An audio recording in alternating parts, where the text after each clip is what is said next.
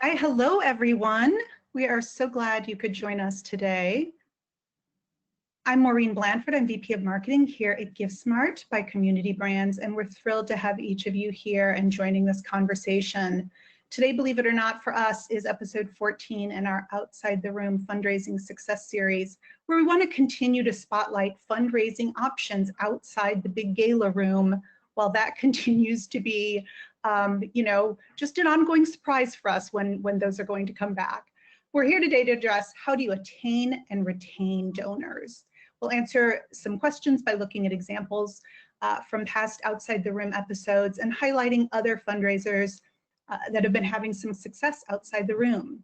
We are joined today by GiveSmart's own Susanna Crawford, our community manager, and Amanda Klebb, our customer success manager, both deeply experienced fundraising consultants in their own right and happy to share their insights. Susanna and Amanda, thanks to both of you for being here today. Happy to be here.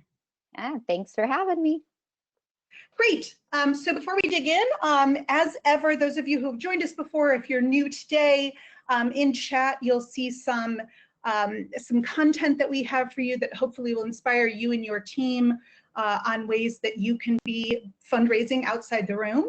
And then before we really dig in, as ever on these, let's start with a pulse check to see how you're feeling. If y'all can weigh in, we can populate the poll. How confident are you that you'll reach your goals this year? Are you maybe still feeling like not so hot about that? Are you feeling a little bit like you're getting there? Are you at the point where you think you're going to hit your goal for sure? Or for some of you, are you thinking you might even surpass your 2020 goal? So if you could all weigh in, and while folks are weighing in, Amanda, from talking with customers every day, in the spring and summer, a lot of folks were waiting, hoping, wondering, how everything might all shake out. What's the sense that you have from your customers today? Yeah, great question. So I definitely think, that spring, summertime, it was, so up in the air, but most of those groups have decided to try something, go for it, do something virtual. But we do still, I do still have some groups that are still kind of waiting, to see how things pan out.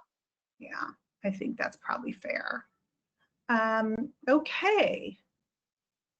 All right, Susanna, you're in the data every day. How does this resonate for you? Sure. Maureen, these numbers are looking good. They fall in line with the trends that we have been seeing there. We're getting there. And we're delighted to just see these positive trends go in this direction. Yeah, absolutely. It is nice. I think everybody moving forward, whatever category they started in, I think is terrific. All right, great. So we can move right into our agenda. And truly, we want to focus today on ways to attain, ways to retain, keep them once you have them, and then we'll certainly have Q&A at the end of the session. And please feel free to populate your questions through the chat option. Don't hesitate to do so throughout today's session. So, one of the bright spots in the last crazy 6 months is how much nonprofits have been able to grow their donor base through the online channels that we've all kind of been forced into. Isn't that what you're seeing, Susanna? Yes, absolutely. And we do have kind of a funny story just to get us started here. So when I was creating this content and going through this, I got a text from the Premier Foundation, who's an organization I worked with last year on site doing this exact event. This text message said, as a past participant, we invite you to take place for this year. So talking about attracting donors, I reached out to Rebecca here and she was happy to share her story, and that what they're doing is they're going back through past guest lists and they're sending their new site and their new event to these past guest lists, and it really seems to be working. Not only did Rebecca say that they're doing this, they're also looking at different email lists that they have and taking it away from kind of that local email list and going nationwide. I think this is a great example of how you can take what you already have, use some past, and send them to the new, get them involved again. Yeah, I love it. And what a simple idea. And I loved your reaction to it too, because it was like, it wasn't an interruption for you. It was like an emotional, like, oh yeah, happy to help. It really was. I was excited to see that they were able to do their live painting virtual. And I checked on their site yesterday. They had 34 users. Today they have 45. So obviously doing these tactics are working for them. It was exciting. Awesome. Okay, so Cure Childhood Cancer spoke to us in episode 8 of Outside the Room. And really, they hit on how they expanded their reach with their virtual run. Susanna, can you fill us in a little bit on that? Sure. So happy to tell their story. Mandy is fantastic, and she really went into detail. We'll find out as we walk through this. But speaking of walking, this is their virtual walk. And something that they did was fantastic is they thought about it. It used to be just kind of a local race, and they turned this into more of a family fun event. And they thought, how else can we get these families and make it more creative and fun? So what they did is they reached out to some satellite campuses, to some partners that they have to promote this event. And then they also added some elements like a chalk contest and a few different things to really kind of grab that attention.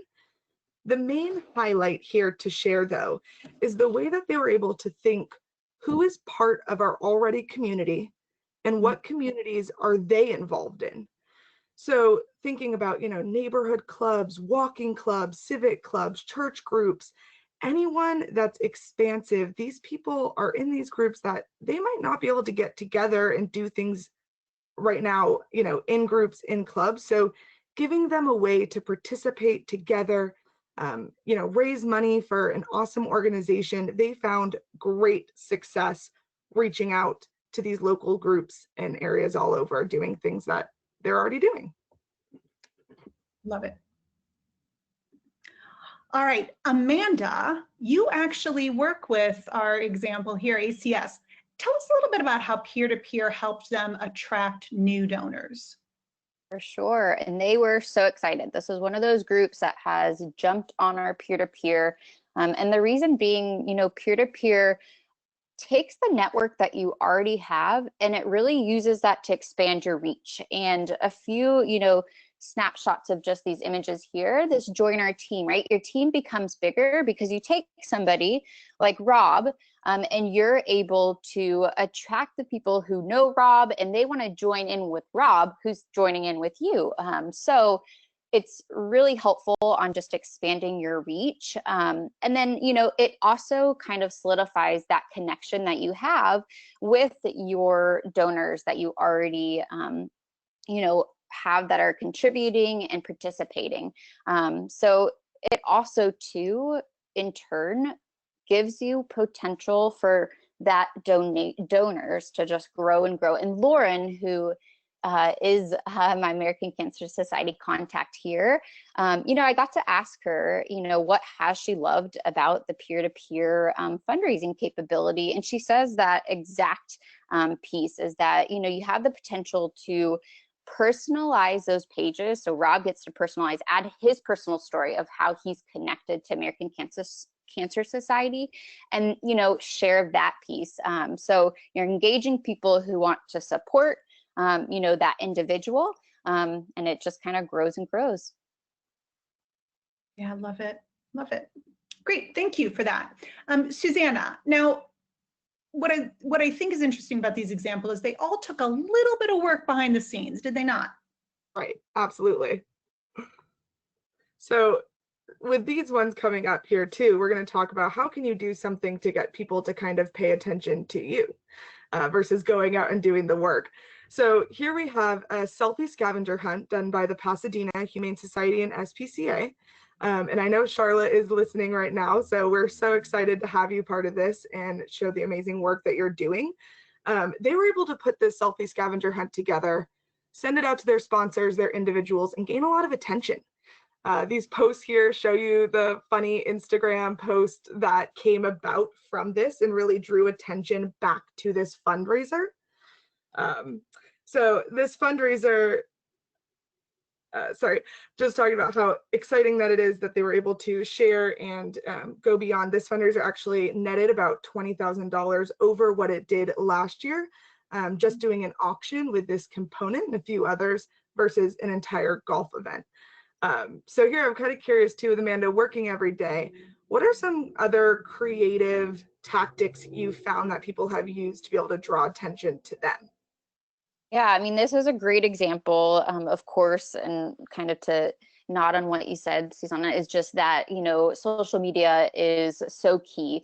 And there are so many creative ideas. And exactly what you see here in these pictures, people love getting involved. They love to share what they're doing, to support you guys or to support, your organization, your mission.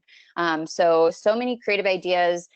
Virtual Pilates, backyard movie nights, right? But also just making sure that it's accessible and people can jump on and see from your GiveSmart site, from social media. It's all helpful because it allows them to be creative. So you're, being creative in just what you're planning, but then it also in turn, as you'll see with these fun pictures, it allows your donors to be creative too. Yep, love that. Okay, so Susanna, here's another fun one. Tell us what's going on here. Yeah, so isn't this fun? That's exactly the point here that we wanted to share, is that this was so fun that we just had to share it. And that's really the goal behind some of these campaigns, is making it so entertaining, so attractive that the work does itself for you. Here's a doppelganger contest. So we have animals that are, up for adoption at the Humane Society, and they, connected them with celebrities, and they went on and had people vote. This was a successful campaign. They had over 100 participants vote, and they actually raised over $1,500. They gave people an option to also donate on this campaign, which came in, but huge success here. And that's really the point that we wanted to get across here, is just trying something. Doing some of these smaller, lower lift campaigns really opens up your pool of potential donors. And you don't know, maybe, one person who gets involved here can be your next major donor, your next board member, your next connection into something big. So just an encouragement here to try something fun, think what you already have, and get creative. Amanda, can you think of any other examples like this that you've seen out there? They're just really fun. Oh, yes. And I mean, that's the piece, is some of these fun things don't have to take a whole lot of effort from you and your team, right? I mean, these are just, pictures, combining them, which is fun to set up.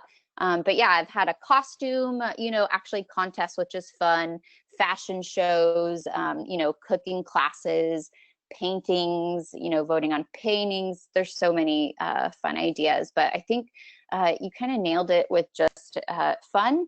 Doesn't always have to be, so much extra work. And you kind of mentioned, this is a good kind of middle ground. It just, has that time for people to just go have fun. Yes. Well, and what I love about the examples that you guys are calling out is organizations of all sizes struggle with, if you were getting a huge percentage of your funds from your gala, and maybe you have a small team. And so people wonder, how can they do fundraising throughout the year? And these are such great examples of a very light lift for some really decent return. So I think these are great for a lot of reasons. Let's talk a little bit about PR, Susanna. It's important. And why did this one catch your eye? Yeah, so great. So we just think this is really important to highlight because, some background here is when we're looking for success story examples and to find you guys out there who are doing these amazing fundraisers, we're going to Google.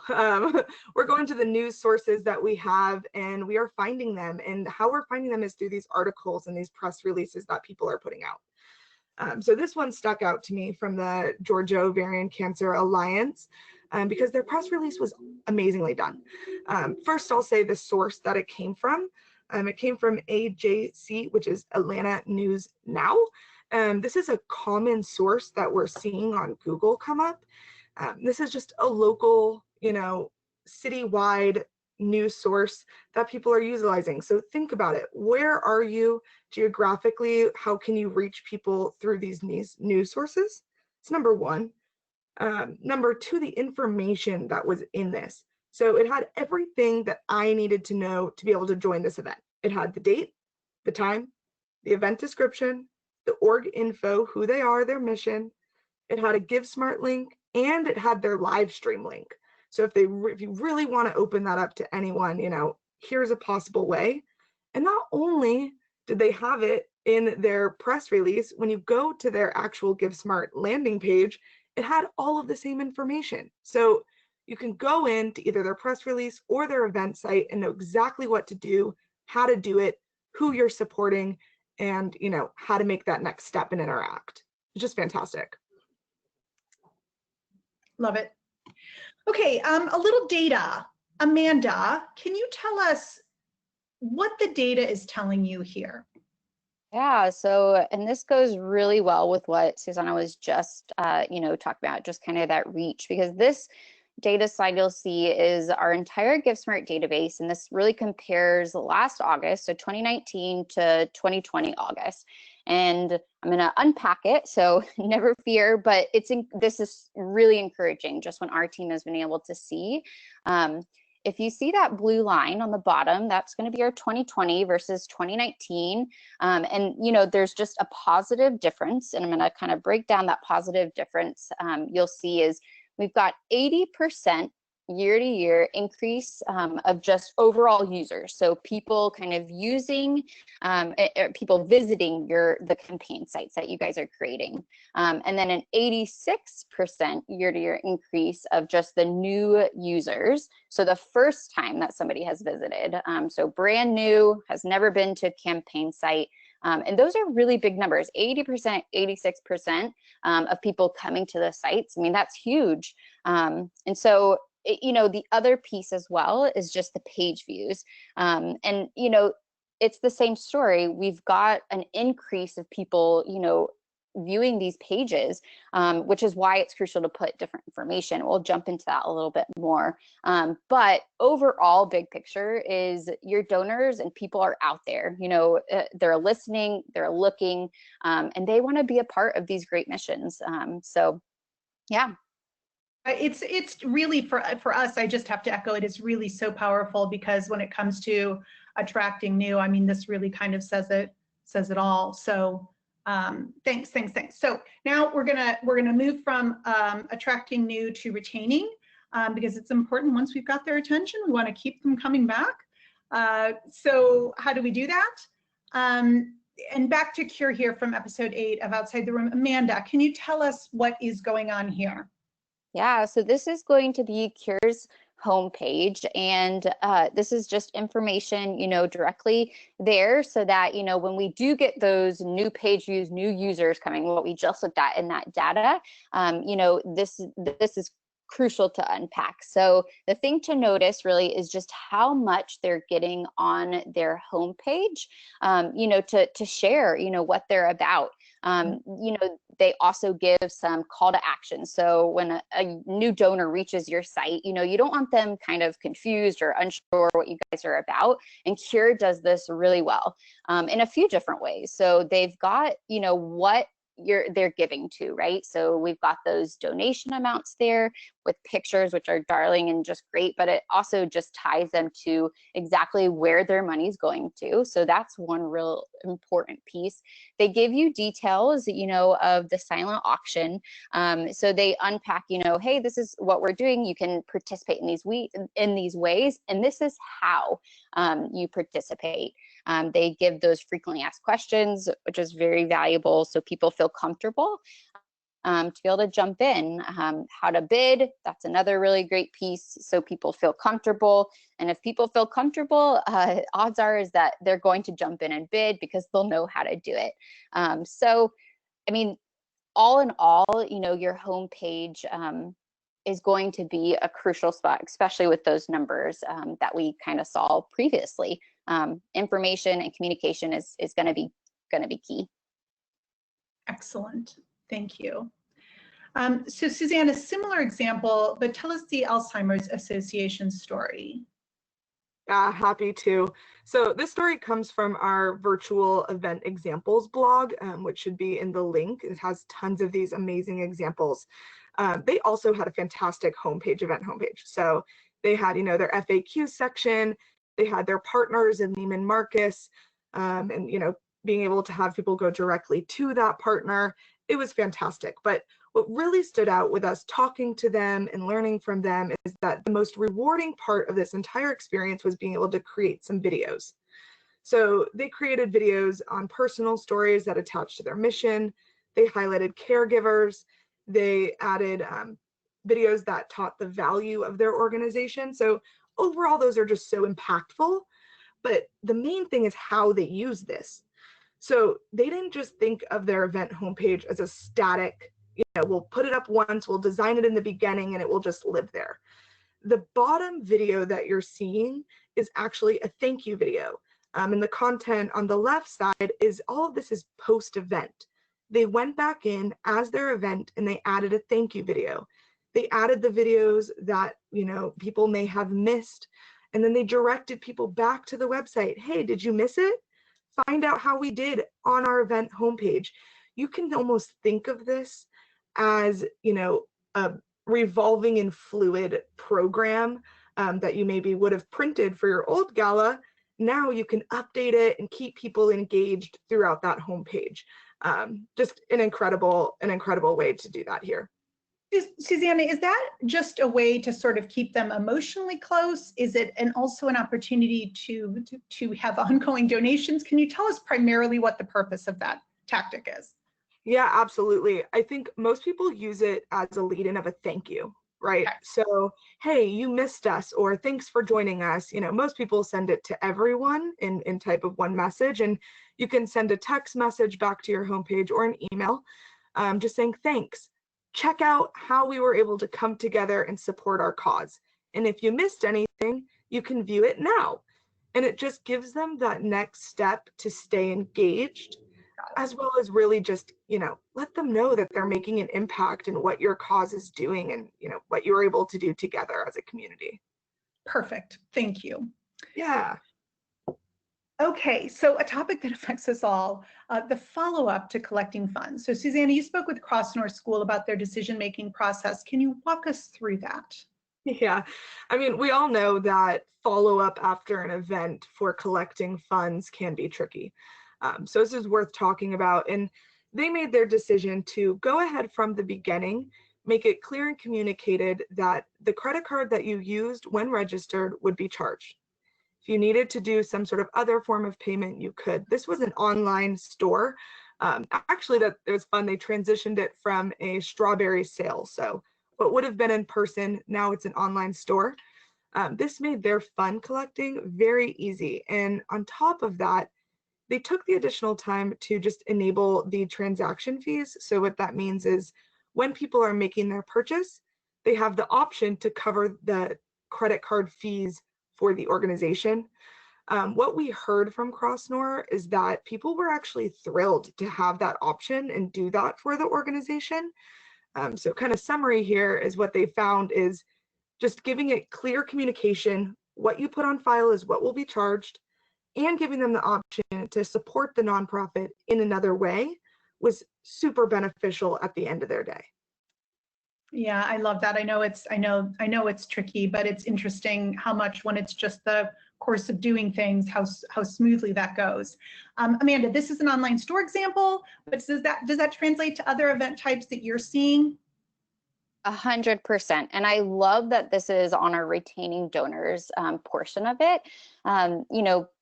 Just to what Susanna has said, making sure you're communicating is so key. And they feel, like you're trustworthy, excuse me.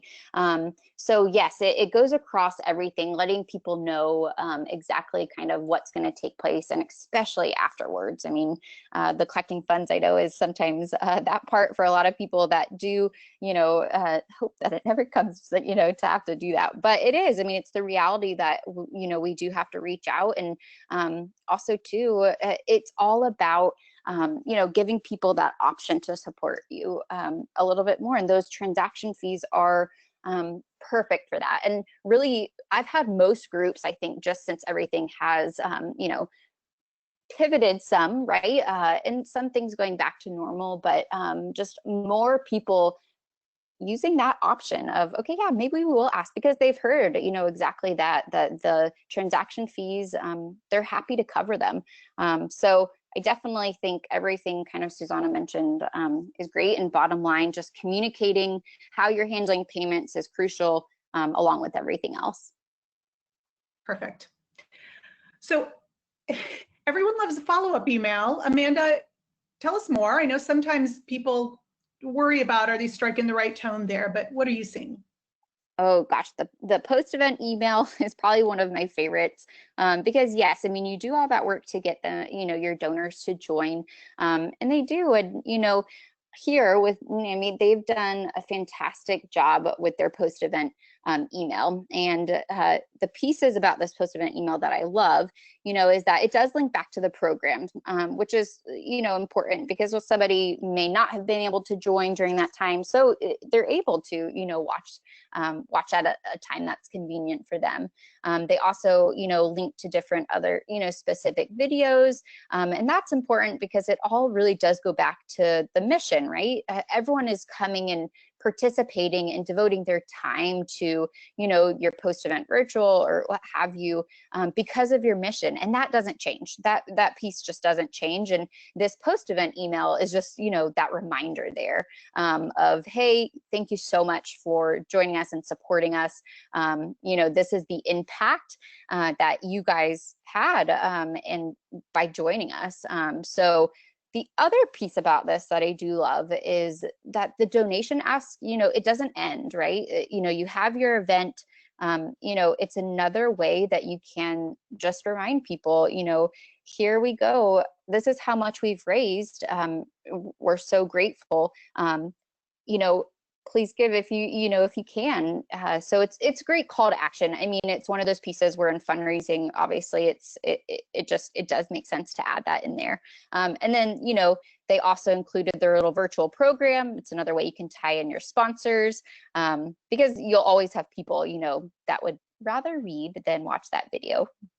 So, but yeah, I mean, this is the bigger picture, and it's a great idea, email or even text message. So I have a group that has also done a text message survey just to ask them what they think, or what they thought of the event, and it's done really well. So both of those highly recommended.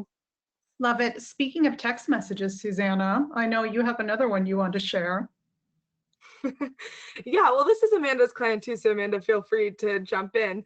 But we did have a text message that got sent out with a Survey Monkey as a follow-up, directing them right into that from their cell phones. And there was a 35% response rate. So that seems pretty high for these types of things. So definitely a text message directing them right into your survey is also helpful too. Oh yeah, I would say too, it also does pull into where you're listening to them. They're giving their time, and you want to give them that time to be able to speak, their thoughts too. So 100%. Yeah, and these are great examples because I know a lot of people can be shy about texting, and I think it's great for organizations to share the content of the texts that have been successful for them. Okay, a couple more examples before we get to Q&A. So closing out and talking about the cure, and how they wrapped up their Believe Ball, Susanna. Sure. So they had a fantastic follow-up email, just like, A to Z that you saw today that they've done. But this was something unique to highlight. So they offered an incentive for feedback. So with their thought process here is they knew that when they sent out surveys, potentially having a low response rate, so they figured adding some sort of incentive would help. And the results were that it did work. So that was fantastic. They got about 30 people to respond from that. And just kind of last thoughts here is what they asked. So they asked about, was the length of time okay? How was the auction? How did you like the interactive text messages and communication strategy? They asked about the balance between their mission and the engagement pieces. And overall, just saying that they heard great feedback. They got great results, but they also heard that people were super happy about this virtual event, happy to be doing something. Staying engaged with Cure is absolutely important to these people. And so just an overall positivity note is, while there's still a lot of learning to be done that you may learn from this feedback, this roadmap is being built out from people who are going about it right now. And the results are showing that there's positive trends. So just a note of encouragement for anyone who's thinking about doing this. And if y'all have questions on any of these for further follow-up, truly don't hesitate to ask questions now or follow up with us later. And particularly Susanna, as our community manager, is happy to take any questions as you think of them. One last data slide before we get into Q&A. Amanda, tell us why you think this is important. Oh, I love this slide. And it's so good that we have this also just because this is all about donors. How do we attain? How do we keep our donors engaged? And this slide is when your donors are coming to your GiveSmart sites and engaging. And I do think that's been one of the most popular questions of when should we, send out these messages? When should we host our live stream? And so what you guys see here is ultimately, we'll start kind of in the most common little images, just the mobile, desktop, and tablet, right? So this is going to be the percentage of what people still are, coming to your GiveSmart site with. And we do still see most people mobile, which is great. They're used to that. But desktop and tablet are, up there as well. So that's important to just note because viewers are on the site and, jumping from page to page on different pieces.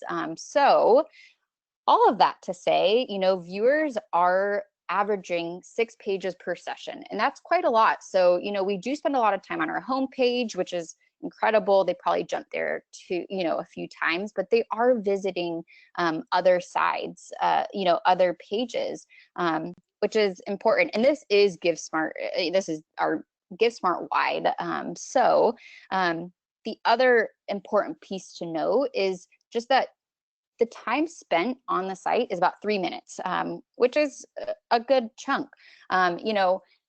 I would say it's a video or two, and most people, to speak to, have done quite a lot of videos, which is fantastic, and it's a great way to keep people, engaged on the site. And then the last little part is just the time of day. We do still see, that uptick on the weekends, and that's pretty common. But, through all of this, there's been so much more of a wide array of the time and dates, days that they're jumping onto your GiveSmart site. So, overall, people are on your site a lot for a decent amount of time. So keep, putting that great information on there, or, work with your customer success manager to make sure we're utilizing those pages the best we can. Yeah, and that's great for strategizing when to be populating messages. So fabulous. Okay, so before we get into Q&A, I just wanted to tell you about a couple of upcoming programs. I know we do a lot of webinars here at GiveSmart, and hopefully they're helpful for you. This Managing More Campaigns to Close the Gap is our September monthly webinar, and these are always our monthly webinars, are always big deals. Our branded stack has been doing some amazing work, both on strategies and tactics, but also kind of the math behind how to close the gap between where you are and what you needed to raise in 2020. So I'd absolutely encourage you or some of your teams to be able to get to that one. And then next week, we have our final Outside the Room episode highlighting My Friend's Place. We will be coming back to Outside the Room episodes in the future, but really concentrating on supporting all the fundraising, the fall fundraising events. So those are both great for your teams. And with that, then, let's go ahead and head into Q&A and see how many we can get to in the next 10 minutes or so. First question, Susanna, when seeing increases in net, how often do you see this as due to increase in the following: donation per attendee, quantity of attendees, or decrease in like expenses, production expense, food, venue, etc.? So can you speak to that high level? Sure, I think I understand, and correct me if I'm wrong, but I think it's a mix of both. As you're seeing from our data, you are seeing that, more attendees, more users are coming to the site. There is a higher trend in donations right now. There is a higher trend in instant items right now, as well as bids. So that plays a big part in it. We're also seeing, though, that because people don't have the expense, right, the caterers, the venue, all of that, that's an equal part of that too when it comes to that net equation. And also the third part, I would even say too, is the fact that, as exactly what we're talking about, the reach has expanded. You're no longer limited to that room, to how many you can cater. So I would say it's kind of a 3-part answer there. Perfect. That was exactly, I think, what we were looking for. And if someone can put Susanna's email in chat right now, because Susanna is a great resource on a lot of these things. Amanda, where should we start? We want to go virtual, but don't know how to pick a campaign that works. Any suggestions for how to figure out where to start? Oh gosh, yeah, that's a big one. I mean, I would say most of the time, looking at just what you and your team kind of have your resources already. I would say if you're a small team, right, doing some of those fun pieces, to kind of tip your toe in the water is a great place to start. I would say, if you're a little bigger or even small, I mean, if you've got some auction items, that's great. Just raffles have been really popular, right? I mean, you don't have to have a scope that's so big. I have a group that's doing a silent auction with just 20 items. It's real focused. It's more, specific on a category. So I would say, getting started is probably your first piece. Do something. I love that you're wanting to jump in and do something, and maybe just do the fun piece to start. Take some of those ideas, take that fun, make it fun, and then build up, because you can do as many campaigns, which is the awesome piece of it too. Absolutely. These are really great questions. If I postponed an event in the spring and have to cancel in the fall, heartbreaking.